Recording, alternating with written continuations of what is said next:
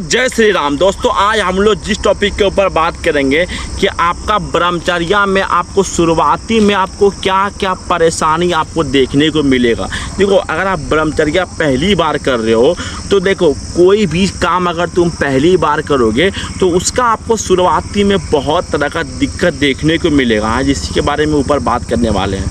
देखो, अगर आप बिगिनर हो, आप जानते हो कि ब्रह्मचर्या क्या चीज़ होता है और क्या क्या इसका बेनिफिट होता है, जो कि आपका पूरा तरह से दुनिया को बदल के रख देगा। देखो, अगर आप पहली बार ब्रह्मचर्या कर रहे हो, जानते हो जो आपको सबसे बड़ा जो प्रॉब्लम होगा वो है आपका ध्यान भटकेगा। और ध्यान भटकाना ये सबसे कॉमन सी बात है। अगर आप देखो, अगर आप जो काम बचपन से कर रहे हो, अगर आप उसको अचानक से बंद कर देते हो तो ये आपका ध्यान कहीं ना कहीं वह चीज़ तो भटकेगा ही ना भटकेगा। इसलिए सबसे पहले आपको ध्यान को भटक रहा है, उसको कैसे आपको कंट्रोल करना है। देखो, उसको कंट्रोल करने के लिए आपको एक मंत्र है, वो मंत्र जानते हो क्या है? आपको हनुमान जी का पाठ पढ़ना होगा।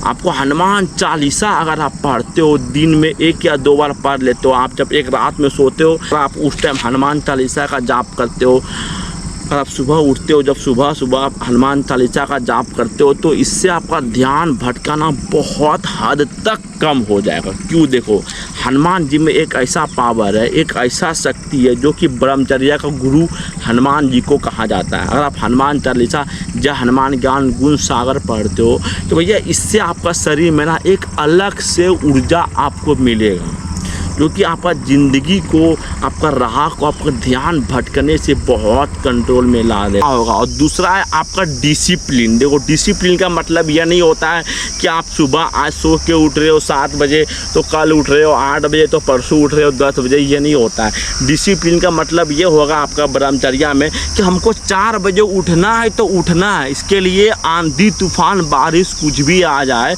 उससे कोई फ़र्क नहीं पड़ता है। एक रूल्स रहेगा तो वही रूल्स पे हमको लाइफ भर चलना है। ये होता है डिसिप्लिन आपका ब्रह्मचर्या में।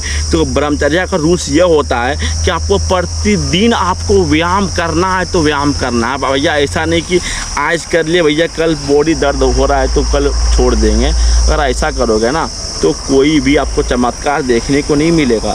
सिर्फ 30 दिन तक अगर आप यह रूल्स को फॉलो करते हो, डेली व्यायाम करते हो, डेली सही टाइम पे उठते हो और अच्छा खासा खाना रखते हो। देखो, खाना बहुत अहम करता है आपको अपने आप में चेंज करने के लिए। देखो, खाना शरीर का एक ईंधन है।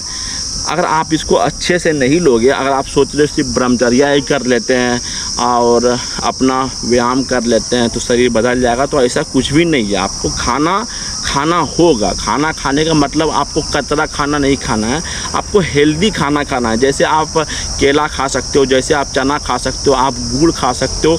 आपको यह सब चीज़ को आपको ऐड करना है। क्यों? देखो, इससे आपका शरीर में बल भी मिलेगा, आपका ताकत भी मिलेगा, आपका शरीर में स्टेमिना बहुत ज़्यादा मिलेगा।